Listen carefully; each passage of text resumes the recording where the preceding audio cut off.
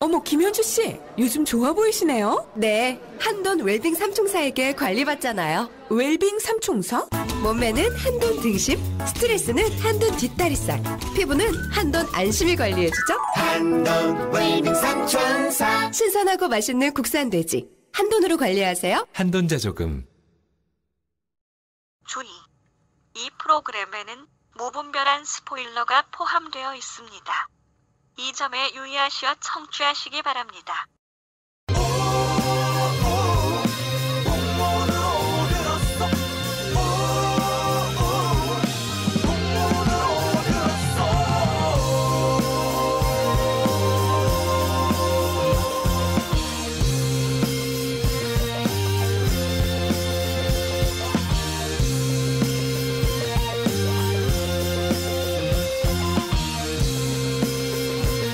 콩문으로만 듣는 방송 시네타운 19. 안녕하세요. 월급쟁이들의 애환이 담긴 야매방송 시네타운 19. 오늘이 7회죠? 7회 시작하겠습니다. 아, 여기 시작을 희망 매가리 없는 목소리. 아니 저 목소리는 정말 애환이 담겨 있었어요. 좀 이 목소리는 정말 한 3달 정도 끊겼던 사람 같은 목소리가. 월급쟁이가 월급 한 보름 못 받은 그런 느낌. 아유. 이승훈 PD님 오늘 뭐 지친 일 있으세요? 지친 일 없어요. 그냥 애환이 담긴 거를 표현하기 위해서. 저는 오늘 저 방송 생방송 마치고 올라오는 길인데 달샤벳이 너무 노래를 못해서 그러니까요. 지금 너무 지금 실망하시네요. 아니 달샤벳이 그렇게 못해? 좋아하는 그룹인데 오늘 좀 라이브를 망쳤어요. 안타까워서 예쁜 아이들에게. 그럴 수도 있지 뭐. 노래하기 직전 사진까지 찍었는데 카톡에 못 쓸 것 같네요. 찍지 말걸. 자, 각자 소개하시죠. 네, 저는 그 컬투쇼 맡고 있고요. 그 다음에 원더풀 라디오 목포는 한국다 시나리오를 쓴 눈썹 부시는 사랑하는 남자 이재익이라고 합니다. 예, 전 비주얼 담당 김은종 PD입니다. 우리 저 청취자 담당이기도 하잖아요. 아, 그렇죠. 청취자 담당. 참 제가 하는 프로는 희망사항 변지선입니다. 요거 홍보돼야 돼요. 예, 요거 위해서 나옵니다. 제가. 예. 저는 시네타운 맡고 있는 이승훈 PD고요. 시네타운이랑은 별 관계없는 시네타운 19. 오랜만에 방송 취지 설명하자면 제목은 뭐 19금이랑 아무 관련 없이 그냥 어감이 좋아서 이재익 PD님이 지으신 제목이고요. 영화 얘기를 빙자해서 뭐 저희 잡담을 하는 뭐 그런 방송입니다. 제작비는 없고요. 예. 없죠. 슬프네요. 갑자기 힘이 빠지네. 아니 우리 다음 주에 회식하러 가기로 했는데 그 그냥 알아서 메꾸는 건가요 우리가? 예, 안 준다고 그러던데 시민님이. 오케이. 알아서 하라고. 전문용어로 객출이라고 하죠. 객출. 삼겹살 먹으러 갑시다. 오늘 뭐 빵빠레 치나요? 저기요 죄송한데요. 저도 힘이 빠지네요. 지난주에 빵빠레 샴페인을 너무 일찍 터뜨렸어요. 진짜. 이게 바로 문제야. 이게 바로 이게 정말 샴페인을 진짜 충분히 숙성시켜서 터뜨렸어야 되는데 저희 반성합니다. 정말 뭐 아다지오 이런 거 없나요? 이런 거 제가 하나 주십시오. 제가 정말 반성하겠습니다. 마이크 잡고 반성할게요. 저희가 지난주에 참 굉장히 고무됐었는데 오늘 뭐 안타깝게도 3분 오셨습니다. 세 분이면 엄청 온 거지. 이 양반이. 아니 저는 좀 기대했거든요. 신장. 신장을 기대했는데 신장 됐어. 왜냐면은 리뷰가 좀 왔나요? 여기 아이튠즈 리뷰가 많이 왔잖아요. 이거 많이 왔네요. 네. 예. 많이 왔고 굉장히 성의로워요. 아이고. 예, 지금 일단은 메일로 보내주신 분들이 좀 굉장히 고생을 하셨기 때문에 먼저 소개를 해드릴게요. 메일이 성의가 있지. 예, 김동현님 오늘 5편도 잘 들었습니다. 근데 제가 익명 요청하는 걸 깜빡했네요. 이제부터라도 줄리엔 무어라고 닉네임 부탁드려요. 지금부터라도 해주십시오. 예. 줄리엔 무어. 김동현님은 줄리엔 무어. 김동현님은 잊으시고 줄리엔 무어. 격투기 선수분 성함은 그만. 그리고 첫 회부터 느낀 건데요. 3분 중 한 분이 일락씨 목소리랑 비슷하신 누군지 알겠네요. 예. 누군지 알겠네요. 일락씨 목소리 비슷하신. 라기한테 미안하네요. 네네네. 어떤 분이신지 이름은 기억 안 합니다. 크크크. 6편 기다리고 있겠습니다. 정말 주시나요? 옷 2인 부탁드려요. 물론이죠. 이거죠. 줍니다. 예. 물론 드려야죠. 이메일 이메일 받고 계시죠? 또 뭐 연락처도 보내야 되나요? 기억이 안 나네. 임미경님. 자, 두 번째 임미경님. 메일을 시작하고 있는 엘량이라고 합니다. 여기도 이렇게 자기 이름들을 대시고서 익명을 뒤늦게 요청하세요. 이건 뭐 어쩌자는 건지. 아이가 뭐 첫 회부터 꾸준히 듣고 계시다고 합니다. 그리고 뭐 컬투쇼 방청 가도 되면 물론 010 으로 문자 주세요. 전화번호 요거 바로 드릴게요. 예. 그리고 이분이 오늘 그 후궁 저희가 다뤄주실 건가요 했는데 이분이 참 굉장히 그 방금 전 저희가 그 마이크 온에어 불 들어오기 전에 했던 말을 그대로 하셨어요. 후궁을 보는 차라리 옥보단 3D가 더 노골적이고 재미있지 않을까요? 저희가 방금 나눴던 얘기를 이분이 해주셨을 때 저는 깜짝 놀랐습니다. 우리 에로멀 특집 한번 해야 되나요? 네, 좀 이따가 옥보단 3D 얘기를 좀 성인물 특집 한번 가야 되나요? 그리고 마지막으로 마틴정님 이름이 좀 있어 보이죠? 예. 마틴정.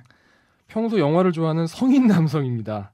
며칠 전 검색하다가 우연히 발견하게 되어서 4화까지 다운받아서 한 큐에 모두 들었습니다. 오, 4시간인데요. 다 듣고 나니 이메일을 안 보낼 수 없더군요. 안나절이 갔는데요. 스타는 팬심을 먹고 산다는데 PD들도 별반 다르지 않네요. 저희는 월급을 먹고 살죠. 그렇죠. 나중에 기회 되면 세 PD의 베스트 5 영화를 듣고 싶습니다. 그럼 잘 자요. 갑자기 성시경 MBC 청취자인 것이 아니 발견됐. 근데 그게 좀 그럴 듯한 가설인 게 뭐냐면 저희 거를 이제 아이튠즈를 들어가서 보잖아요. 그러면 이거를 구독하는 사람이 같이 구독하는 방송들 하면 전부 MBC야. 우리 거 하나도 없이. 이분 마틴정님, 스위스로 뭐 이런 거밖에 없어요. 하여튼 여기 전화번호는 이재익 PD님께 넘기도록 하겠습니다. 그래요. 요분들 오늘 보내신 분들은 제가 컬투쇼 방청권을 선물로 드리도록 하겠습니다. 그리고 이거 아이튠즈 오신 거, 그러니까 아이튠즈로 보내주신 소식은 이따가 끝날 때쯤에 이재익 PD님이 소개해 주신 거라는데 하나만 미리 좀 소개해 줬으면 좋겠어요. 어떤 걸 해야 저희의 될까요? 최고 애청자인 파워이장님. 자, 깜짝 놀랐습니다. 이거 보고.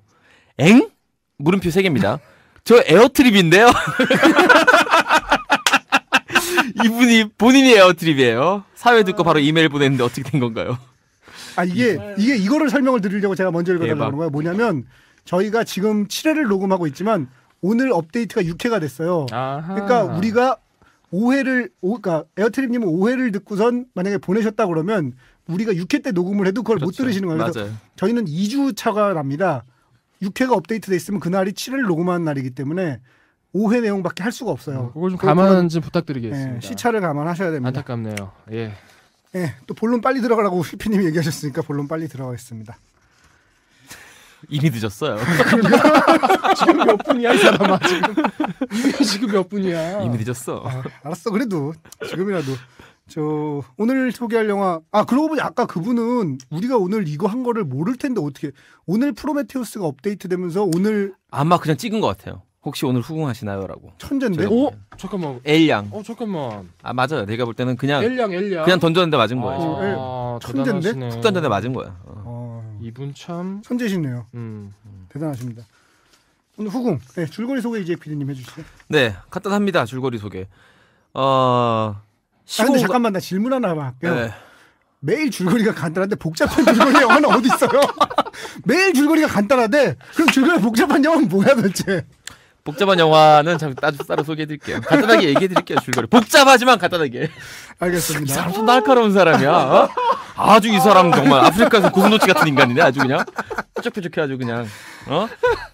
자, 시공간이 정확하게 알려져 있지 않은 가상 속의 어떤 우리나라 조선시대로 짐작이 되는 조선시대로 짐작이 되는 어떤 모 궁궐 안에서 벌어지는 암투극이라고 해야 될 것 같습니다. 암투극이고 거기 등장하는 사람들은 이제 한 대간집에서 식솔로 있던 남자가 있고 대간집에 딸이 있습니다. 둘이 좋아서 눈이 맞아서 도망가요. 그런데 잡혀가지고 여자는 골로 보내져가지고 후궁이 되고 그 남자는 내시로 들어가게 됩니다. 그리고 그 왕에 있던 자기 형의 죽음 뒤에 이복 형제의 죽음 뒤에 왕위를 이어받은 그 왕과 또 후궁 그리고 이 내시로 들어가 있던 그 식솔 출신의 내시 이 3명 그리고 또 그 뒤에서 권력에 눈이 멀어서 정말 무슨 짓을 할 수 있는 그 윤대감과 대비 이 5명의 정말 이 물고 뜯고 찌르고 핥히고 집어 던지는 이 암투극이 바로 이 후궁의 내용 되겠습니다.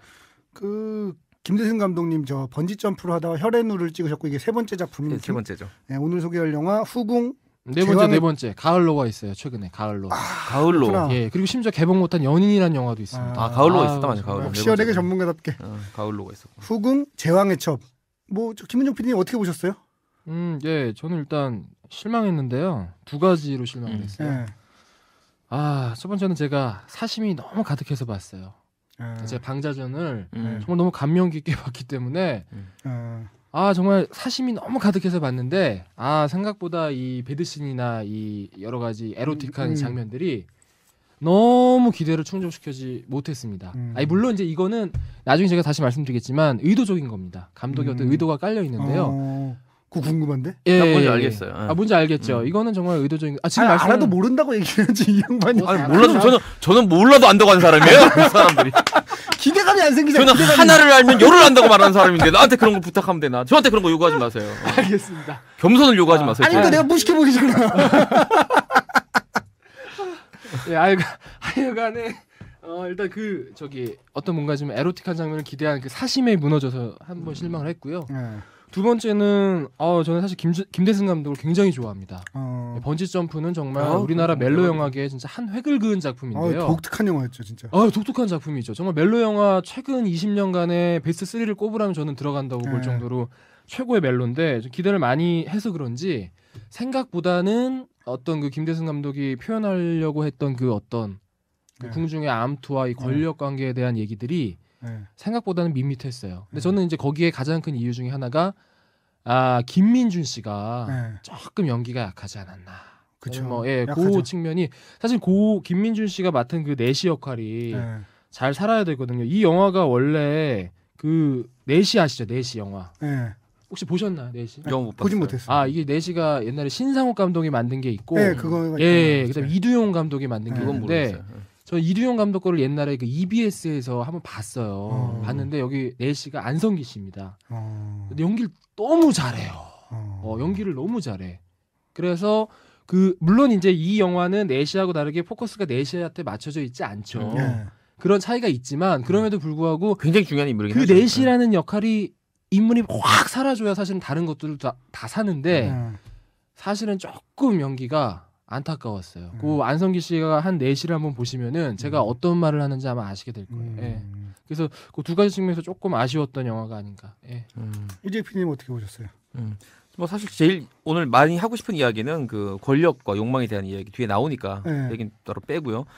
저는 그 김은정 PD의 말에 부연 설명하는 걸로 짧게 마칠게요. 이 경직성에 대해서 저는 얘기를 하고 싶은데 어느 정도 의도적으로 감독이 에로신을 그 섹스신을 정확히 말하면 그 섹스신을 그 경직된 느낌을 주려고 했던 게 사실이에요. 왜냐하면 알다시피 궁궐 안에서 왕이 이제 정사를 나눌 때는 내시들이나 상궁들이 실제로 보기도 하고 코치 요즘 말로 치면 코치를 하기도 하고 그렇기 때문에 자연스럽게 하기가 어려워요. 물론 그런 점들 다 인정. 그래서 왕과 후궁 또는 왕과 중전에 한번 나오는 그 정사씨는 경직돼 있어도 좋아요. 그 어떤 사실의 어떤 충실한 그런 고증일 수 있는데 문제는 뭐냐면 다른 정사신들까지 다 그런 톤이에요. 대부분 경직돼 있어요. 그리고 심지어 그 코믹 배우죠. 예전에 그 배우 이름 까먹었는데 아니 그 여자 배우 있잖아요. 조은지 그런 친구들 나오는 그런 정사 장면 같은 경우는 사실은 무턱대고 하는 그냥 섹스거든요. 그냥 훅 쏠려서 하는 그냥 꽂혀서 하는 섹스잖아요. 그런 섹스는 더 자연스럽게 가야 되는데 그것조차 너무 어떤 그런 막 그런 권력이 스며 있는 것 같고 그 섹스조차도 누가 엿보고 있는 것 같은 느낌이 들고 그런 것들 장면마다 다 넣어지니까 이 관객이 편안하게 감정을 몰입시킬 만한 그런 정사신이 없었던 것 같아요. 말로는 굉장히 야한 영화라고 했지만 실상 까놓고 나니까 야한 게 별로 없었다는 거죠, 사실은. 뭐 그런 점 정도. 왜냐하면 어쨌든 여기서 마케팅 포인트로 내세웠던 것 자체가 야함이거든요. 그렇죠. 100% 그걸 밀었기 때문에 그 얘기를 하는 거예요. 그러니까 다른 요소도 많이 있는 영화지만. 예고편 연관도 무삭제예요. 예고편 연관하고 무삭제 있는 영화는 잘할까. 본편이 무삭제인 영화는 좀 있어요. 근데 예고편의 연관 검색어가 무삭제야. 무삭제 예고편. 이거는 쉽지 않거든. 근데 중요한 거는 이 마케팅이 성공했습니다. 굉장히 지금 관객이 많이 들고 있고요. 실제 이 영화가 재밌는 것보다 더 많이 들고 있다고 저는 생각을 지금 해요. 이 시점에는 200만이 넘었죠. 오늘 지금 녹음하는 시점이 6월 20 며칠이야 하여튼. 사실은 야하고 그 정말 이 속된 말이지만 떡의 느낌이 나는 영화는 돈의 맛이 더 한 수 위라고 생각해요. 전 굳이 그쵸? 비교하자면 뭐 그건 돈의 맛하고 비교하면 굳이 좋은 것 같아. 이걸 보면서 저는 그런 생각을 했어요. 일단 아까 이재 PD님이 줄거리 얘기하실 때도 얘기하셨지만 뭐 조선으로 짐작되는 무언가 이런 식으로 비껴가거든요. 그건 뭐냐면 가상시대죠. 고증이랑 이런 건 다 피해가겠다는 얘기야. 사실은 비겁한 거예요. 누가 봐도 이건 조선시대야. 게다가 이게 제가 짐작하기로는 이게 실제 인물들을 그러니까 실제 인물들을 모델로 한 거예요. 네. 하나씩 따온 거죠. 하나씩 따온 게 아니에요. 이 사건이 있어요. 이 비슷한 사건이 뭐냐면 김대성 감독이 굳이 인터뷰 때 얘기를 해요. 이거는 모델 없다 이렇게 얘기하는데 잘 보시면 이런 역사 속에 이런 에피소드가 있습니다. 우리 태정태세 문단세 예성현중 임명선 중에서 중종 다음에 인종 명종이 있어요. 인종이랑 명종이 이 영화 속에서 선왕이랑 말하자면 저 김 누구죠? 정찬이 연기했던 역할 그러니까 김동욱 연기. 네, 그쵸. 그거예요. 딱 뭐냐면 인종이 인종내 어머니가 있고 얘네 어머니가 있어요. 둘 다 계비야. 그러니까 원래 황후는 애가 없어. 원래 애가 없이 먼저 이름이 어떻게 되시다 제가 그걸 이름을 조사해 왔는데 이름을 찾아볼 수가 없네. 정찬, 그러니까 인종의 어머니가 장경왕후고 명종의 어머니가 문정왕후예요. 근데 이제 장경왕후가 돌아가시고 명종이 태어나기 전에는 문정왕후도 그러니까 말하자면 거기에 박지영 씨도 밀어요. 인종을 왕으로 하자고. 근데 태어나니까 성원대군이 그러니까 극상으로 치면 성원대군이 태어나니까 그때부터 얘를 이제 하면서 인종이 원래 선정을 펼치려고 했는데 그 역사 속에서 몸이 약해서 30살에 그냥 죽어버려요. 그러면서 이제 명종이 어린 나이에 등극을 하고 문정왕후가 수렴청정을 하게 됩니다. 근데 이 사람들이 뭐냐면 파평윤 씨예요. 둘 다. 파평윤 씨고 거기 극 중에서도 파평윤 씨가 나와요. 그 사건들이 되게 겹치거든요. 그래서 나중에 이제 그 명종의 어머니가 돌아가시고 나서 수렴청정이 끝나고 나서야 이제 명종이 정치를 잘해보려고 그러다가 죽는 게 이제 역사 속의 사건이거든요.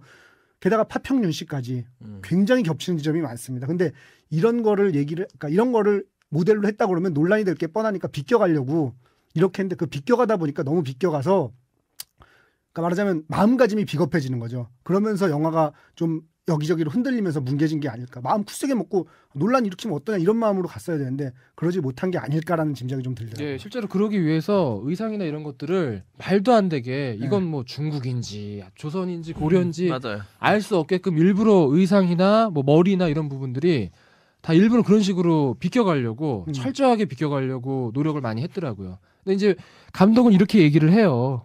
이게 어느 시대나 보편 타당한 얘기이기 때문에 뭐 말하자면 어디를 굳이 특정하지 않고 보편 타당한 그 권력에 대한 얘기를 하고 싶었다라고 얘기하는데 방금 지적하신 것처럼 비겁한 면이 있네요, 진짜. 그러니까 거기에 파평윤 씨라는 얘기가 굳이 나오거든요.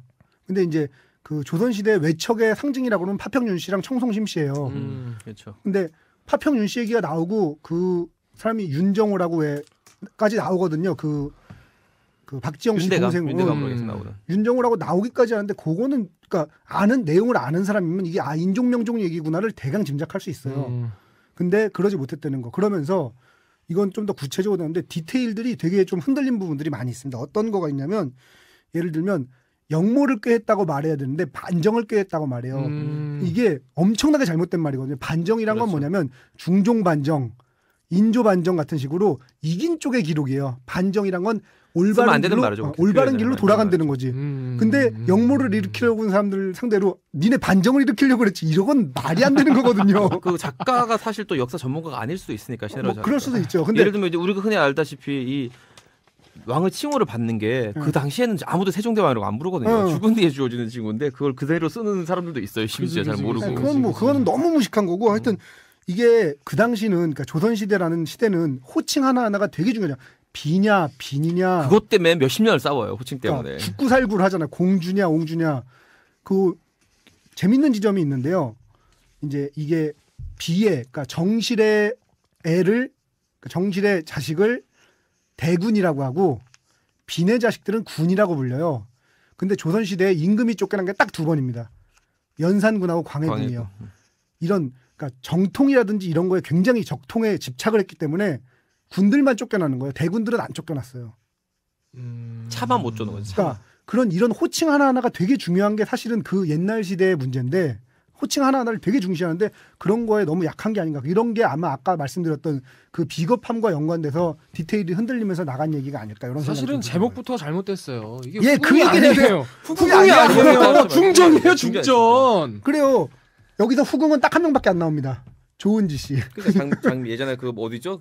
저 무슨 달콤사스러만 연인은 뭐냐 그거 달콤살벌한 연인하고 그때 그 사람들 그때 그 사람들에 나왔던 이분만 후궁이에요. 근데 김대성 감독은 굳이 인터뷰 때 또 얘기를 했더라고요.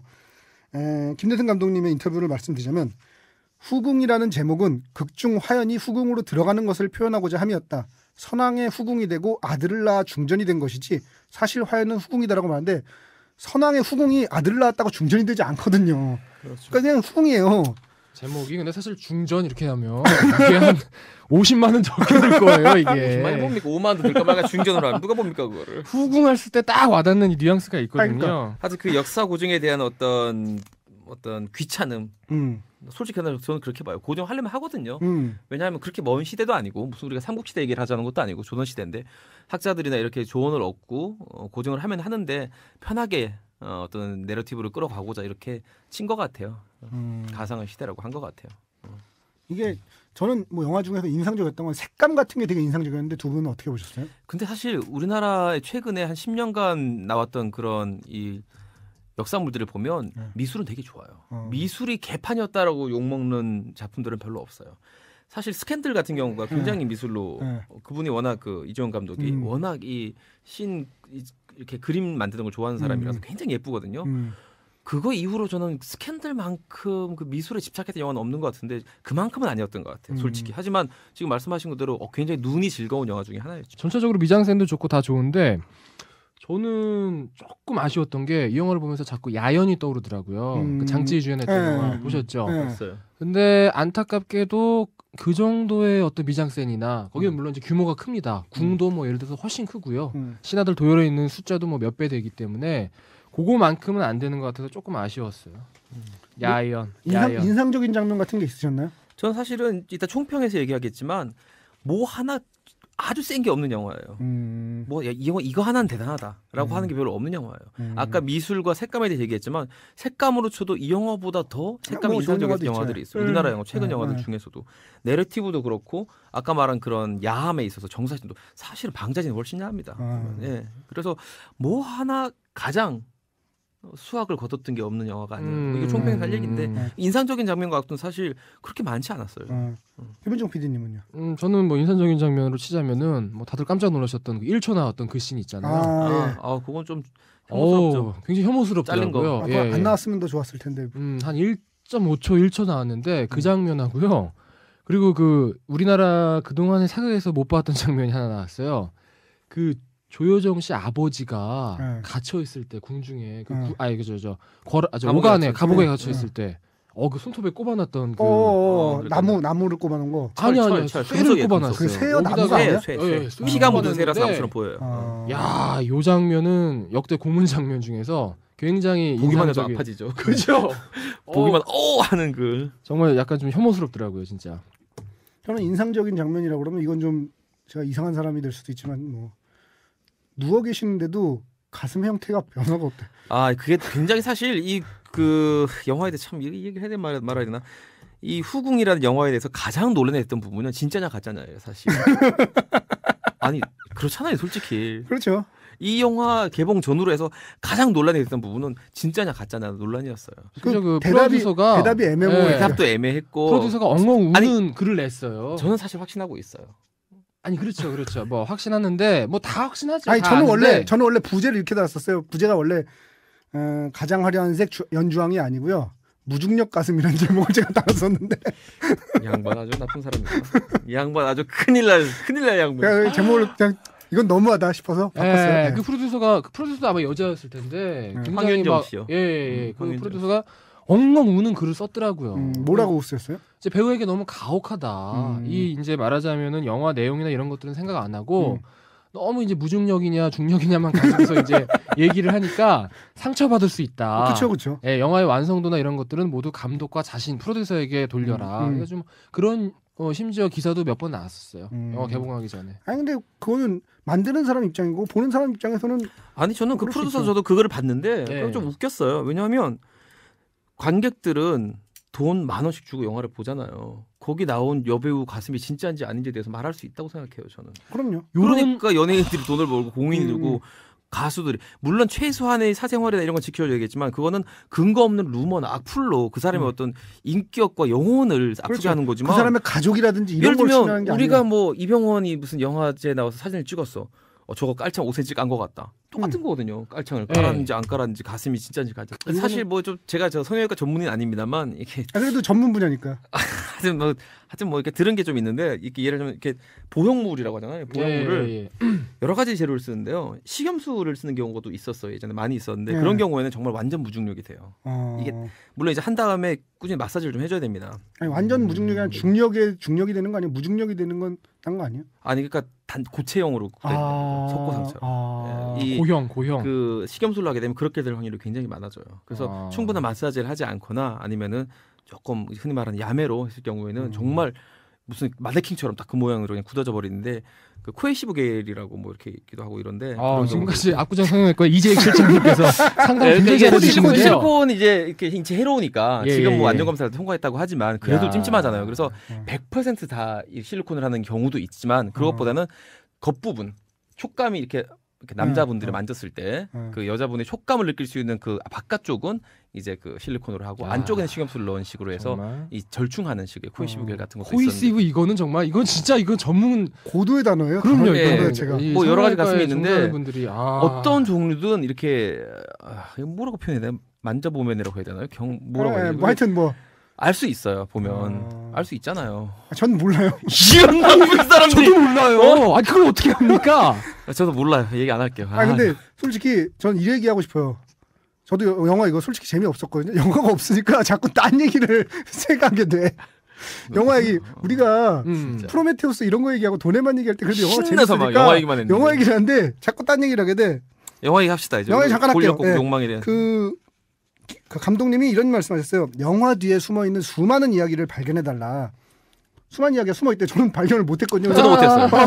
아까 지금 한 얘기 그런 것들을 좀 발견했는데. 제가 그래서 굳이 우리 또 없는 거 굳이 만들어내서 오늘의 잣잣으로 만들겠습니다. 전 하나 있었어요. 네, 오늘의 잣잣은 뭐냐면 있잖아요. 이게 되게 논란을 불러일으킬 수 있는 게 박지영 그 데뷔랑 윤대감이 잤느냐. 근데 이게 왜 논란이 될 수 있냐면 거기서 극 중에서 나오잖아요. 외척들이 바로 하도록 놔두십니까? 한마디로 남동생이라는 얘기거든요. 그러니까 제가 아까 얘기한 모델로 보자면 문정왕후 동생이 윤원영이라고 했어요. 아마 제 생각에는 이 윤정호 대감이 윤원영이라는 사람이 모델인 것 같은데 우리가 왜 아는 4대 사화 있잖아요. 갑자, 뭐 무호사화, 을사사화의 주인공이고요. 이 사람이 모델이에요. 여러 가지 정황으로 봤을 때. 그리고 문정왕후와 윤원영 이 사람은 친남매 관계거든요. 둘이. 그 두 사람이 모델이라고 보면 모델이 아니라고 그러면 뭐 할 말은 없지만 저는 모델이라고 생각해요. 생각하는 건 자유잖아. 어쨌든 그래서 보면 친동생인데 친동생하고 잤느냐 안 잤느냐 요게 문제거든요. 잤어요. 예, 아니 근거부터 일단. 아니 안 잤다는 근거가 없잖아요. 아니 안 잤다는 강력한 근거가 있죠. 남동생이랑은 굉장히 강력한 근거잖아요. 그래도 잤어요, 저. 왜냐면 이렇게 불러서 자기 그 침실인데 거기 사실 못 누워요. 남동생이 아니라 아버지도 그 데뷔 전 침실인데 자는 거 거기서 못 눕습니다. 어떻게 누워요? 근데 누워서 치마폭에 얼굴을 기대고 쓰다듬어요. 그것도 머리도 아니고 뺨에서 이 성감대로 이어지는 목선 이쪽을 쓰다듬는데 저는 동치말 하지 않고선 성감대가 목선이시구나. 불쾌하네요. 성감대까지 공개할 필요는 없다고 생각합니다. 그럴 의무까지는 없다고 생각합니다. 돈도 한 푼 안 받고 하는 방송인데. 저는 그거를 성감대로 생각도 못했어요. 그렇구나. 예, 방금 말씀하신 것처럼 저런 장면들이 뉘앙스를 풍겨요. 그리고 이 뉘앙스는 저는 100% 일부러 고의적으로 풍긴다고 보고요. 그럼요. 100% 이거는 잤다라는 걸 전제로 하고 영화가 진행이 되는 겁니다. 왜 그러냐면 그 아까 스캔들 얘기 몇 번 나왔는데 스캔들 그 원작이 있죠. 위험한 관계인가 뭐 그런 원작. 프랑스 영화 소설도 있고 그것도 마찬가지인데 그 미국에서도 한번 리메이크 됐었죠. 그 저기 누구지? 그 남편 걔 나왔던 하여튼 그 영화에서도 계속 이렇게 약간 근친상간적인 그런 뉘앙스가 계속 풍깁니다. 스캔들에서도 마찬가지예요. 중세 근대까지도 그 우리나라뿐만이 아니라 고려에서는 근친상간이 굉장히 많았어요. 너무 많았죠. 중국 같은 경우에는 말도 안 되는 근친상간들이 너무 많았어요. 제일 심한 건 일본 천황가죠. 저 일계라고 만세 일계라고 해서 그 천황가끼리만 결혼할 수 있게 돼 있었어요. 아 정말 말도 안 되는 그런 부분들이 있기 때문에 이건 뭐 100%입니다. 여기는 아무리 뭐 사촌이건 뭐 결국은 오늘도 잤다네요, 그렇죠? 근데 이거는 뭐 이거는 사실 그러니까 영화가 재미가 없으니까 자짜도 재미가 없어져. 아니 이 영화는 사실 잤다가도 별로 충격적이지 않아서 재미가 없는 거예요. 아니 게다가 딴 거는 얘기 논란도 안 되는 게 자는 장면이 나와. 제가 그랬잖아요. 이 영화는 정말 굳이 찾아낸 게 이거 딱 하나야. 딸랑 하나. 딸랑딸랑. 네. 이게 이거야. 그리고 사실 그 데뷔 입장에서 보면 이 데뷔가 취할 수 있는 남자가 아무도 없어요. 그리고 조선시대의 그 역사를 보면 궁녀라는 것은 사실 뭐냐면 내가 왕에게 시집을 간다는 개념이거든요. 궁은 실제로 그래서 결혼식 비슷한 걸 올려요. 궁녀가 될 때. 그래서 궁녀가 다른 남자와 사귀거나 심지어 연서 정도만 주고받아도 사형받는 경우가 허다했어요. 옛날에. 거기 그 극 중에서도 나오잖아요. 궁녀랑 누구랑 해서 고문하고 저놈을 제거해라, 뭐 죽여라 이런 부분이 나오잖아요. 그렇기 때문에 근데 사실 데뷔는 궁녀는 아닙니다만 그 안에 있는 여자들에게는 그런 정도의 스탠다드 금욕이 요구되는 거예요. 그렇죠. 데뷔가 어떤 남자를 속에서 자기 아들인 왕에게 자 엄마 좀 새로 남자를 만났는데 이렇게 얘기를 못 한다는 거예요. 그렇기 때문에 아까도 중국 얘기도 했지만 중국이든 뭐 아니면 유럽이든 이런 식으로 그 안에 이 빡빡한 법도 속에서 근친상간이 만들 수밖에 없는 게 데뷔전에 들어갈 수 있는 남자는 사실 굉장히 제한돼요. 그렇게 제한되는 정도가 아니에요. 없다고 봐요. 사실은 그러니까 이건 영화니까 있는 거고 실제는 없고 뭐냐면 그런 게 있어요. 해가 지는 시간 있잖아요. 해가 지는 시간 이후에 궁궐에는 왕 외에 한 명의 남자도 없습니다. 그렇죠. 남들 다 내보내고. 내시와 여자들 뿐이에요. 태자조차도 그러니까 태자는 이제 중국의 황제들 태자라고 그러고 우리나라 이제 세자인데 세자조차도 동궁이라는 그 세자궁에 가서 있게 돼 있지 같이 못 있거든요. 그러니까 유일한 남자인 거죠. 그런데 보통 궁녀 같은 경우는 이제 조선시대 관습이 이렇습니다. 이제 선왕이 죽고 나면 선왕이 모시던 궁녀들이 있잖아요. 선왕을 모시던 궁녀들 있잖아요. 이분들한테는 어느 정도 재산을 줘서 후대 왕이 다 내보냅니다. 그분들 평생 거기서 그렇게 살라고 그럴 수 없고 자기한테는 약간 어머니 같은 존재의 느낌이잖아요. 그 당시 개념으로 보자면. 아빠의 여자니까 그렇죠. 아빠에게 시집 온 여자들이니까. 그래서 그분들을 다 내보내고 새로 궁녀들을 뽑습니다. 쭉. 그리고 그 와중에 데뷔를 새로 뽑을 수는 없으니까 그건 남아 있는 거고. 보통 이제 사랑을 많이 받던 궁녀들은요 대부분 비구니가 됩니다. 머리를 깎고 절로 들어가는데요. 이런 경우에 이런 성원대경 같은 경우가 사실은 많았어요. 중국에서도. 중국에서도 이런 경우가 많습니다. 이런 사례에 보통 이런 성원대군이 보통 절을 찾아갑니다. 불공을 들이기 위해서. 중국 영화 같네요. 딱 얘기하니까 중국 영화 같아. 이제 복림사지 3층 석탑 뒤에서 이제 연등 행사를 하면서 그렇죠. 이런 경우가 굉장히 많아요. 근데 그 여기서 굳이 뭐 하나를 또 꼽자면은 그 박철민 씨가 연기하는 약방 내감 있거든요. 그 조은지가 그 찾아갔을 때 그 굉장히 조은지의 그 몸을 탐하는 이런 장면이 나오잖아요. 근데 사실은 이 내시들이 조선시대에 다시 살아나는 경우도 많이 있었대요. 100%가 아니기 경우가. 때문에 다시 살아나는 경우, 그러니까 성욕이 굉장히 다시 불붙는 경우 이런 경우가 사실은 많았기 때문에 그런 일들이 실제로 비일비재하게 있었답니다. 아니 게다가 성욕이 없지 않아요. 성욕은 있어요. 발기가 안 된 것뿐이죠. 그러니까 그 기구가 없는 것뿐이지. 그 얘기를 하죠. 거기서도 그 약방 그 내감. 실제로 기록을 봐도 그 궁궐 안에서 궁녀들끼리 동성애를 하거나 그런 일도 굉장히 많이 있어요. 너무 많죠. 실록에도 굉장히 많이 나와요. 유명한 이제 소상이라고 굉장히 유명했던 그 기록도 있고 그리고 그 궁녀들과 내시들이 눈이 맞는 경우도 굉장히 많았고 같이 죽기도 하고 막 그래요. 심지어 뭐 세자빈과 그 궁녀와의 그 동성애 이런 거 실록에 나와 있는 경우도 뭐 심지어 있습니다. 그리고 지금 아까 금방 이훈종 PD가 얘기한 것처럼 이승훈 PD가 얘기한 것처럼 이 궁녀들에 대한 이 처우가 굉장히 이게 체계화돼 있었는데 불구하고 어긴 일이 되게 많아요. 지금 이상한 것처럼 수도 없이 많은데 제일 웃긴 것 중에 하나는 뭐냐면 영조와 이 사도세자만큼 또 우리가 회자가 되는 또 이제 없잖아요. 부자가 부자가. 근데 웃긴 게 뭐냐면 그 사도세자가 사실은 자기 할머니 격이 되는 인헌왕후의 그 데뷔 전에 있던 궁녀를 탐해요. 그랬더니 아버지가 존나 지랄을 해요. 영조가 이 새끼 너는 법도도 왜냐면 데뷔 전에 있는 여자를 건드린다는 것은 그 시대의 개념으로는 데뷔를 건드리는 것 같은 거예요. 데뷔 물건을 건드리는 거거든요. 너는 할머니를 건드린 것이다 이 새끼야. 막 이러고 존나 지랄을 해요. 근데 영조는 그 자기 며느리 궁녀를 건드려서 삼는 그런 참 뭐라 말할 자격이 그 없는 며느리 장례식 갔다가 눈에 들어가지고 바로 그게 뭐 그런 거죠. 나는 바람풍하지만 너는 바람풍해라 이런. 그 사건 때문에 또 이 세자가 굉장히 괴로워하고 막 그런 일이 있습니다. 그 이제 빙해라는 여자인데 그 여자 이름이 그 사도세자가 건드렸던 이런 데뷔장 됐던 여자인데 아까 이승훈 PD가 얘기한 것처럼 궁궐에서 원래는 이렇게 해야 된다는 거지 깨지는 게 사실은 이 영화의 그 파열과 균열의 지점이 이 영화인 거죠 사실은. 그럼요.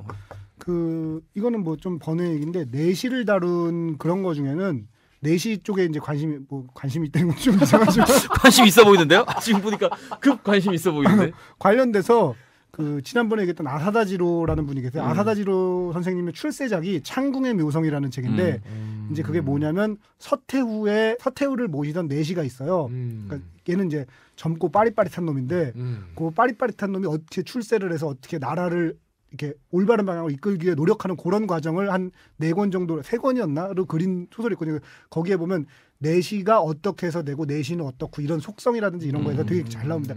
저희가 내시에 대해서 되게 오해를 많이 하고 있는 경우가 많은데 내시들이 맨날 우리 이미지는 저 감수성 내시 목소리 가늘고 이렇게 왠지 몸 쪼그라들고 막 이런 왜소하고. 근데 사실은 우리 인간의 역사 속에서 가장 대원정을 했다고 할 만한 사람이 정화라는 분이 계세요. 정화의 대원정이라고 아프리카 바스코다가마 막 희망봉까지 가셨던 분이 계세요. 7번의 대원정을. 그분이 태감입니다. 태감. 그분은 게다가 독특하게 그러니까 내신데 독특하게 생목인이란 건 뭐냐면 말하자면 유럽 사람이라는 거죠. 유럽 사람인데다가 내시야. 근데 그런 사람들의 경우는 보면 그러니까 뭐 수염은 제대로 없었을지 몰라도 몸이 건장하고 기골이 아주 장대합니다. 네, 그런 사람인 거죠. 그리고 종이를 발명한 체륜이라는 뭐 발명했네 안 했네 뭐 개량 분이 말이 많지 어쨌든 했다 치고 후한에 체륜이라는 분이 계신데 그분도 태감이에요. 그리고 뭐 저 사마천이라고 사기를 쓰신 분 같은 경우는 이제 도중에 궁형이라는 건 이제 제거하는 그 형벌인데 궁형을 봐서 말하자면 내시가 되는 거죠. 그러니까 우리가 이렇게 내시 그럼 왠지 병약하고 연약하고 이럴 것 같지만 사실은 육체적으로 없다 뿐이지 큰 문제는 없다는 거. 아니 큰 문제가 아니라 기골이 대부분 장대합니다. 우리가 착각하고 있는 게요.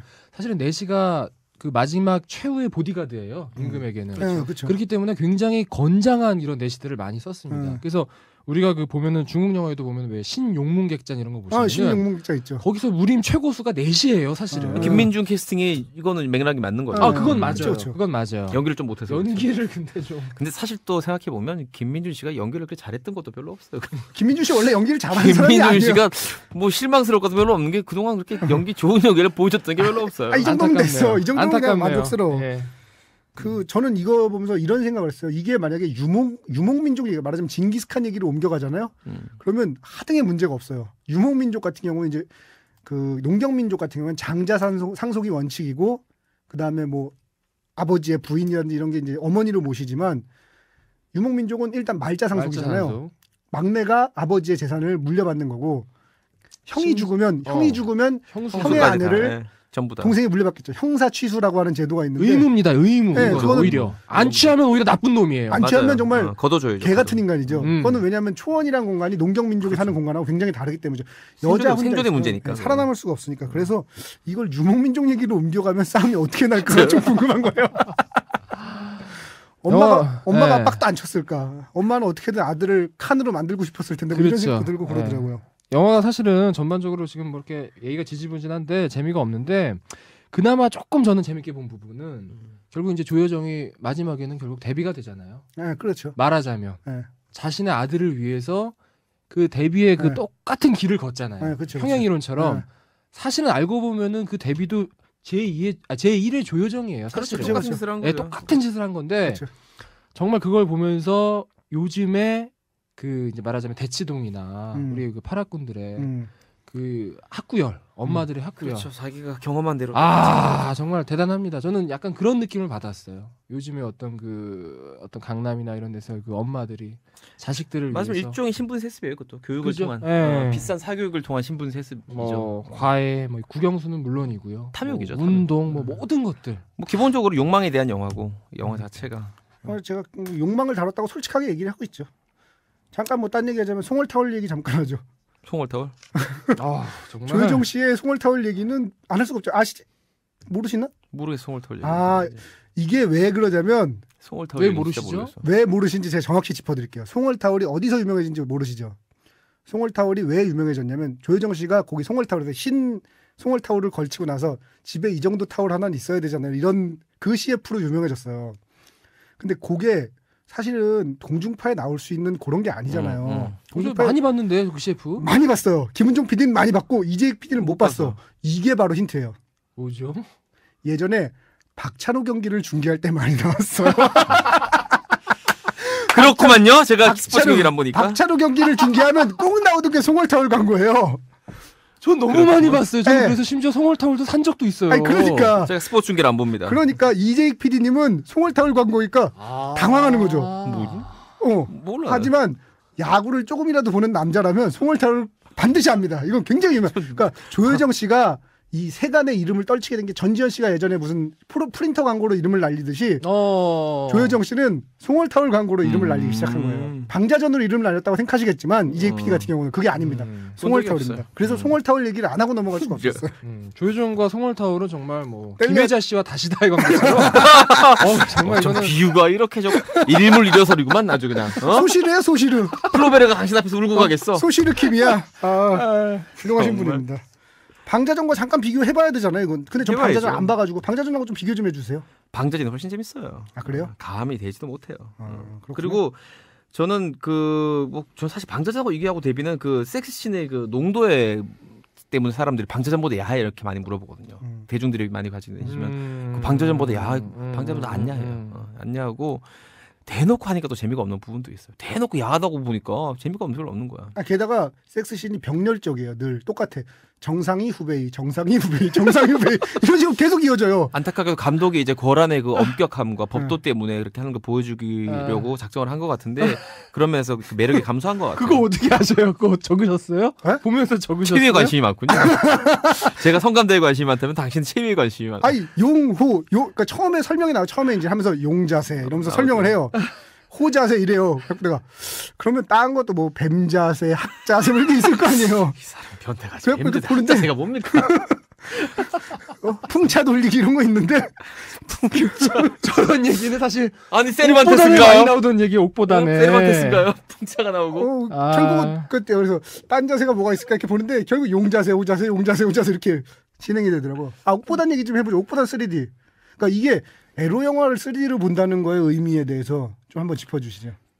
이 3D라는 게 사실은 원근감을 가지고 이제 들어오는 거잖아요. 근데 이 섹스에서 원근감 굉장히 중요합니다. 그 눈을 볼 때는. 왜냐하면 이 볼륨감 같은 게 사실은 2D로 보기엔 약간 한계가 있을 수 있거든요. 그래서 저도 3D가 처음 이제 도입될 때 제가 영화 일을 쭉 해왔으니까 가끔 이렇게 영화사 같은 데 가면 야 이번에 그 3D 이번에 뭐 카메라 같은 걸로 찍은 건데 봐라 하면서 보여주는 테스트 영상이 전부 에로물이었어요. 제 기억으로. 다 에로물밖에 안 봤던 것 같아요. 테스트 영상들이. 그러고 보면 예전에 옥보단 3D가 제가 이건 들은 얘기라서 확실치 않은데 그런 얘기를 들었었던 것 같아요. 홍콩에서 개봉을 했어요. 대박이 났잖아요. 상해에서 막 보러 온다는 거야. 그 3D 영상이 너무 궁금해서 상해에서 기차를 타고 열몇 시간 와가지고 그걸 보고 돌아간다는 거죠. 옥보단 3D. 우리나라에서는 지금 최초의 3D 에로 영화가 나온 게 나탈이라는 작품이 있어요. 봤어요. 보셨어요? 2D로 봤어요. 2D로 보셨구나. 이성재 씨가 나온 작품인데 정말 네 아니에요? 아니에요? 네. 이 감독이 그 현의 노래라는 작품을 지금 3D로 찍고 있는데 김훈 김훈 작가의 현의 노래 칼의 노래 말고 이거를 찍다가 아무래도 그 중간에 돈도 좀 떨어지고 아무래도 노하우를 좀 연습해야겠다 싶어가지고 만든 작품이 나탈리인데 쫄딱 망했죠. 아니 그 영화가 안 망하면 이 나라가 망하는 거예요. 한번 봐요. 진짜 한 10분이라도 보라고 나탈리를. 나 진짜 그래서 되게 실망하시는 제가 이 기분을 알겠는데 제가 사실은 후궁을 보면서 그랬어요. 왜냐면은 방자전 같은 경우에는 정말 잘 찍었잖아요. 잘 찍었죠. 그 이야기 내러티브 구조가 확실하잖아요. 내러티브 구조도 좋고 그런 배드씬이나 이런 씬도 너무 잘 찍었어요. 사실은 좀 그렇게 잘 찍은 우리나라 에로 영화 근래에 보기 힘든데 후궁은 사실은 너무 대놓고 못 찍었죠. 일부러 이제 이제 못 찍었다고 하는데 이제 그럴 거면 사실은 뭐 감독이 뭐 자기가 일부러 그렇게 찍었대요. 일부러. 근데 그럴 거면 사실은 뭐 그러면은 창호지에다가 뭐 촛불 해가지고 쓰러지면서 이렇게 촛불 꺼지면서 물레방으로 팬 뭐 이렇게 하셔도 되잖아요, 사실은. 굳이 나는 뭐 그렇게 영화 하실 보면서 거면. 우리가 이거 이제 하자고 이번 주 하자고 정해서 네. 극장에 갔단 말이에요. 딱 보는데 마지막 끝날 때가 슬슬 되니까 차라리 스노우 화이트 앤 헌츠맨을 할 걸 그랬는데. 아니 스노우 화이트 런치면은 재밌습니다. 아 그래서 나 그거 봤는데 의외로 재밌더라고. 의외로 재밌는 애들 영화 줄 알고 봤는데 굉장히 잘 찍은 영화예요. 재밌어요. 예고편만 봤는데 재밌겠더라고요. 재밌어요. 그래가지고 나는 야 그냥 차라리 이걸 할 걸 그랬다 생각을 했었어. 아, 차라리라고 얘기하면 큰일 실례 저지르는 거예요. 진짜 아유 아무튼 실망이야 실망. 실망스러워요. 이게 그러니까 그래서 자꾸 딴 얘기만 하게 되는데 뭐 할 얘기도 없고 이만 끝내야 아니 할 되나? 얘기 되게 많이 했어요. 이런저런 이야기들을 되게 많이 했죠. 안에서 참 다- 조효정 단일 컨텐츠도 아깝네. 그렇고. 조효정이 또 이렇게 시원하게. 근데 또 이렇게 사실 여기서 이제 하나 조심스럽게 제가 얘기하고 싶은 부분은 이게 뭐 가치 판단의 문제가 아니라 연기만 보면 아 사실 그 우리가 그 무리를 익혀가지고 네. 등장하지 못하는 많은 그 연예인들이 있잖아요. 그쵸, 그쵸. 근데 결국 이제 시간이 지나면 조금씩 등장하거든요. 네. 이 영화에서도 역시 네, 얼굴을 등장하신 분이 한 분 등장하신 분이 계시죠. 근데 확실히 네. 연기를 잘하시던 분이라 여기서도 그 존재감이 굉장해요. 네. 스크린을 장악하는 그 이게 이경영 씨 말하는 네. 건데. 가뜩이나 연기 잘하시는데. 그 사실 이경영 씨 마저 없었으면 이 영화는 정말 어디로 갔을지 모르는 영화예요. 그렇죠. 이경영 씨가 말하자면은 굉장히 중요한 역할을 하거든요. 그럼요. 사실 요만큼이라도 눈물이 맺힐 뻔했던 게 저는 그 박철민 씨가 죽었을 때. 예, 저도요. 네. 그게 제일 감동적인 부분이야 영화에. 영화 그 권력순이라 영화의 그 비중으로 따지면 한 7번째, 8번째 정도 중요한 인물인데 그 인물이 죽었을 때가 이 영화에서 제일 슬플 때예요. 그러니까 그 슬픔을 만들어주는 게 바로 이경영 씨예요. 김동욱 씨 죽었을 땐 별로 슬프지 않더라고요. 아무도 슬프지 않았어. 아무도요. 누가 네, 슬프지 아무도. 않았는데 그런 걸 볼 때 아 정말 이경영 씨 같은 경우 뭐 어떤 법적으로는 윤리적인 잘못보다 연기는 참 잘한다 생각을 했어요. 아, 그럼요. 여기 보여주는구나. 써니에서도 그렇잖아요. 써니에서도 잠깐 나오죠. 굉장히 잠깐 나와요. 뭐 조역이라고 특별 출연이야. 까메오. 근데 굉장히 인상적이에요. 기억에 남아요. 존재감. 네. 파주 보셨죠? 파주. 파주 봤어요. 네. 파주 참 좋은 파주에서도 영화예요. 정말 이경영 씨의 그 존재감은 파주는 아무 생각 없이 봤다가 너무 재밌다기보다 너무 야 영화 되게 잘 만들었다. 완성도에서 잘 만들었다는 게 아니라 세요 영화가. 확 들어오는 영화입니다. 파주. 하여튼 이경영 씨 생각도 되게 많이 했어요 보면서. 뭐 이 사람을 뭐 복권시키듯이 뭐 영화에서 많이 봤으면 좋겠다 이런 얘기를 하려는 게 아니라 이 후궁이란 영화 전체에서 연기 제일 잘했던 사람은 이경영인 것 같아요. 제가 봤을 때. 뭐 연기를 했다고 할 만한 분이 그분밖에 없다고 얘기를 좀. 데뷔만 봐도 연기를 잘하긴 했는데 드라마 연기를 하셨고. 그분은 그분 드라마- 딱 보는 순간 갑자기 저 SBS 사극 뭐 이런 거 보는 매야 뭐 이런 느낌 드라마 나면서. 연기를 예, 잘하셨어요. 예. 영화에서 아주 드라마 연기를 너무 잘하셨어요. 그리고 이거 대사 톤이 그 박지영 씨 쪽에서 특히 많이 눈에 띄는데 대사 톤이 튀는 경우가 많아요. 그러니까 사극 대사를 치다가 갑자기 아들 얘기를 하면서 현대극 대사로 튀어요. 그 부분도 조정했어야 될 부분이에요. 그 어떤 대사뿐만이 아니라 그 용어 같은 경우 아까 뭐 반정 잘못 쓴 건 심각한 고정 네. 그 일탈이고 그런 거 외에도 그 억양과 단어 선택에 있어서도 사실 코믹한 그런 시퀀스에서 그런 거 쓰면 넘어가는데 안 그런 장면에서 그런 것들이 나오니까 그러니까- 거슬리는 거죠. 그러니까 모자 관계, 그러니까 감독의 의도는 알겠어요. 모자 관계랑 이 데뷔와 왕의 관계랑 요거를 분리해서 보여주려고 그렇게 했던 건 알겠는데 그래도 좀 더 조심해서 하셨어야 돼요. 이건 갑자기 현대극이 되니까 갑자기 뭐 시크릿 가든이야. 그러니까요. 나 영화 우리가 이렇게 혹독하게 얘기했던 건 처음인 것 같네요. 별 하나 주는 걸로 결정해야 될 것 같아요. 김대생 감독님 죄송해요. 일단 저 급소 얘기하죠. 급소. 저는 흥행은 곧 뭐 BP 넘고 성공했을 것 같습니다. 네. 부러운데 솔직히 까놓고 부러운데 기만이라고 생각합니다. 마케팅의 기만. 마케팅의 승리죠. 네. 마케팅의 승리면서 뒤집어 말하면 마케팅의 기만. 전 그게 가장 큰 급소인 것 같아요. 본 사람들 중에 만족했던 사람들이 별로 없는 것 같아요. 제 주변에도 보면. 그게 저는 이 영화의 급소인 것 같아요. 비록 흥행에 성공했지만 너무 사람들에게 그쪽으로 기대감을 불러일으켜 놓고 나중에 이 자리처럼 욕을 먹게 만드는 거 아닌가 하는 생각을 했습니다. 연장선상인데요. 저희 급소도 마찬가지로 방자전을 보신 분들은 보지 마세요. 정말 재미없습니다. 저는 이런 얘기하고 싶어요.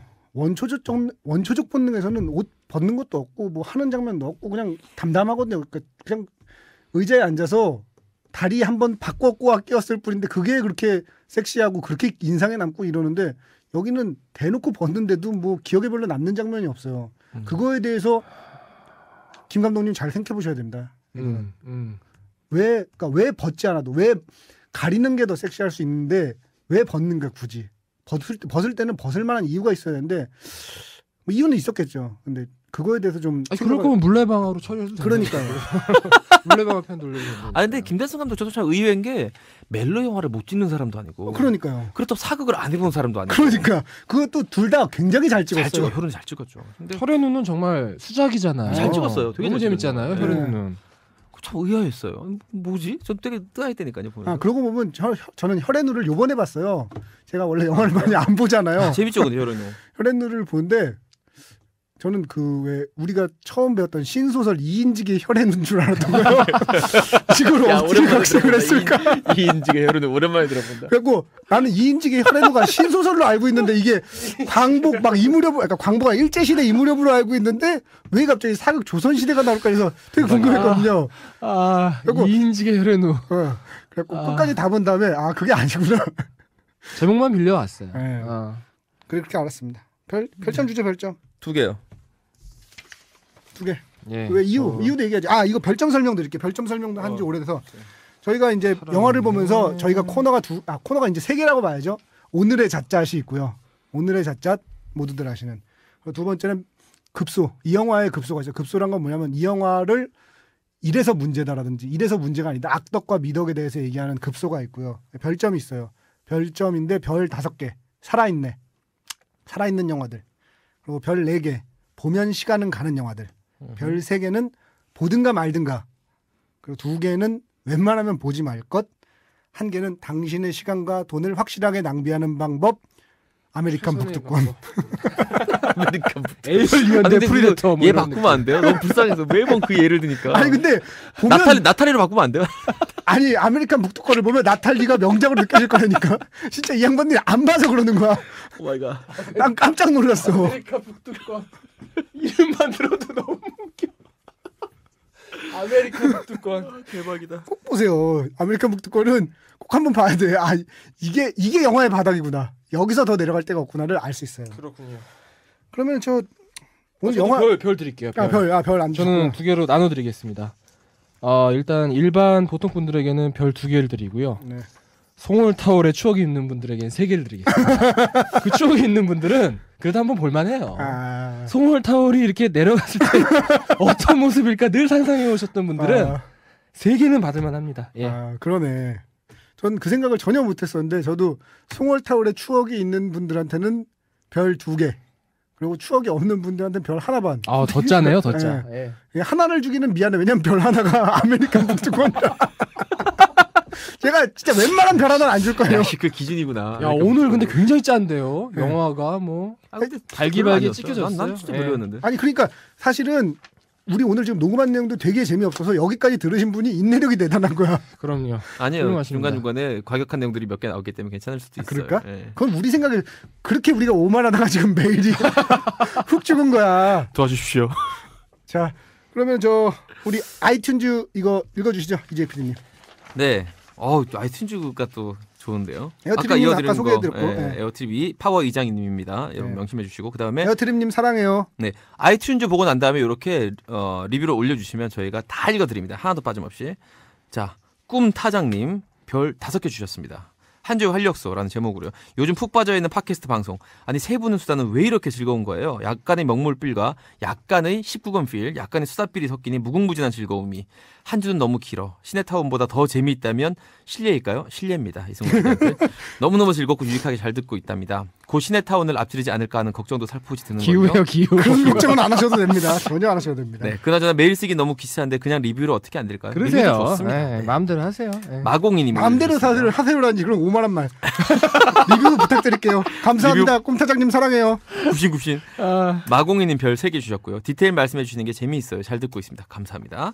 펜앤펜님 별 3개. 딱 적당한 재미. 아직 자리 잡히진 않았지만 그렇다고 막무가내로 시끄럽고 정신없진 않아서 좋네요. 첫 회부터 빠짐없이 듣고 있는데 앞으로도 흥하시길. 이메일 피드백 말고 팟캐스트 리뷰도 사랑해 주시고요. 사랑합니다. 사랑합니다. 그다음에 IM모바일님 별 4개. 프로메테우스 보고 멘붕 오셨을 것 같아요. 크크크. 예산은 없는데 광고는 넣어주는 센스 SBS. 광고 센스. 들어가 있죠. 네, 광고는 있죠. 그리고 이게 프로메테우스는 아마 우리가 예고만 해가지고 못 들으셨을 것 같아요. 그러니까 프로메테우스를 재미없게 보셨나봐요. IM모바일님은. 저희는 되게 재밌게 봐서 봤어요. 예. 지난주에 그 녹음할 때 되게 좋게 평가했습니다. 멘붕 오지 않았습니다. 난 그래서 오늘 이거 할 때 약간 두려웠던 게 야, 나 진짜 별로였는데 이승훈 PD나 김은정 PD님이 재밌게 봤으면 어떡하나 생각을 했는데 다들 또 비슷하게 보셨구만요. 눈 다 비슷해요. 아니 뭐 다를 수도 있는데 전 진짜 안 좋게 봤거든요. 네. 하나만 줬잖아요. 하나만. 하나만 밑으로는 없다고 보면 돼. 딱 했으면 아메리칸 북두꺼운가 어깨를 나란히 할 뻔. 아메리칸 북두꺼는 들을 때마다 저 이 영화 꼭 보고 올게요. 다음 주까지. 어떻게 봐야 돼요 이거? 모르겠어요. 위디 가서 침 나오지 않을까요? 아 그래요? 위디나 피박 같은 데서 나올 것 같은데. 알겠습니다. 전 옛날에 VHS로 빌려본 거라서. VHS로 야, 봐야 오늘 이인직과 함께 한 한데. 5년 만에 들어보는 단어들이 나오네요. 아메리카 북두꺼. 다음 영화 뭐 할까요? 아 잠깐 그 전에 그 우리 반응이 꼭 있어야 합니다. 그래서 다시 한번 고지해 드릴게요. 우리 시네타운 19 네. 골뱅이 gmail.com입니다. 시네타운 19 19는 숫자. 시네타운 숫자 19 골뱅이 gmail.com 보내주시고요. 그 다음에 아까 읽어드린 것처럼 팟캐스트에 리뷰 올려주셔도 성심성의껏 모두 다 읽어드리겠습니다. 좋은 선물이 있어요. 그리고 여러분 컬투쇼 방청권 구하기 힘듭니다. 이거 정말. 드리고요. 네. 말씀해 주시죠. 뭔 얘기 하려고 그랬죠? 다음 영화. 다음 영화 뭐 하죠? 뭐 있나요? 뭐 개봉했지? 그거 아직 개봉 안 했죠. 라이즈? 예. 라이즈는 7월 19일 개봉이 아직 멀었어요. 아직 그렇게 늦게 개봉하나? 뭐가 있을까? 우리 그거 할까요? 뭐? 베스트 5로 그럼 가볼까요? 베스트 5? 아까 그 우리 청취자들이 요청한 건데 저는 그럼요. 청취자분들이 요청한 거니까 한번 이렇게 특집해보는 것도 방법일 수 있어요. 베스트 5 좋네요. 다음 주엔 그러면 내 인생의 베스트 5 영화 한번 해보겠습니다. 내 인생의 베스트 5 영화 좋아요. 네. 왜냐하면 또 그렇게 딱히 이렇게 1시간 동안 이야기를 할 만한 영화가 없는데 봤다가도 후궁처럼 실망할까봐. 그러니까 후궁은 괜히 했어. 데미지가 컸어요. 후궁 괜히 했어. 괜히 했어. 그래서 괜히 했어. 아니 김은정 PD님 뭐 영화 뭐 있나 찾아보시는 거예요? 예. 뭐 딱히 없네요. 없어요. 예. 그냥 하시죠. 베스트 5. 예, 그래요. 아까 어떤 분이셨죠? 저기 여기. 이분 우리 저기 마틴 정님. 마틴 정님. 마틴 평소 정. 영화를 좋아하는 성인 남성 베스트 5. 그리고 오늘 이거 이메일 보내주신 분들 시네타운 19 숫자로 19 시네타운 19 골뱅이 gmail.com으로 이메일 보내주신 분들 중에 원하시는 분들 컬투쇼 방청권 제가 드리고 제가 직접 문자 드려서 모시겠습니다. 여러분 메일 많이 보내주셔야 돼요. 왜냐면 이게 메일이 이게 10개가 넘어야 저희가 게스트를 모십니다. 네. 여러분 게스트를 위해서라도 많이 좀 보내주세요. 아니, 그리고 문제가 뭐냐면 저희는 리액션을 받을 게시판도 없고 아무것도 없어요. 문자도 못 받고 저희는 오로지 이거밖에 없는데 메일 하나밖에 없는데. 그럼요. 아이튠즈 리뷰가 있긴 하지만 메일 하나밖에 없는데 메일 안 보내주시면 저희 아니 근데 사실 3개 나왔으면 우리 숫자랑 똑같잖아. 그러니까. 나는 사실 게다가 리뷰까지 포함하면 8개? 8개. 난 사실 만족스러운데. 그래요. 네. 만족하고 갑시다. 네. 근데 우리 게스트는 합쳐서 10개 넘어야 돼요. 메일만 10개 넘어야 돼요. 한 번에 10개 넘어야죠. 한 번에. 아니 그러니까 메일만 아니면 메일만 10개. 왜냐하면 아이튠즈 리뷰는 그렇게 성의롭지는 않아요. 그러니까 물론 감사드리지만 성의롭지는 않아요. 그냥 그래요. 이렇게 듣고선 왜냐하면 우리 같은 경우는 이게 잘 모르는데 잘 안 쓰니까 아이튠즈를 쓰시는 분들은 아이튠즈에서 다운받아 들으면서 바로 그 자리에서 쓸 수 있어요. 그렇구만. 그러니까 그렇게까지 이메일로 10개 이상 온 날 바로 게스트 섭외하겠습니다. 누가 될지 몰라요. 걸그룹이 될 수도 있어요. 와우. 아닐까? 그건 아닌가? 달샤벳이 될 수 있습니다. 오늘은 좀 생각해 라이브 할 수 볼게요. 있어요. 달샤벳이 라이브 할 수 있어요. 달샤벳의 라이브를 직접. 좋네요. 하여튼 오늘 재미없는 영화 얘기 듣느라고 수고들 많이 하셨고요. 두 분 재미없는 영화 얘기하느라고 고생 많이 하셨고요. 시청자 여러분 사랑합니다. 네, 진짜 여기까지 듣느라고 진짜 고생 많이 하셨습니다. 다음 감사합니다. 주에 뵐게요. 풍문으로만 듣는 방송, 야매 방송, 간접 광고에서 자유로운 방송, 시네타운 19 7회 여기서 마치겠습니다. 감사합니다. 감사합니다.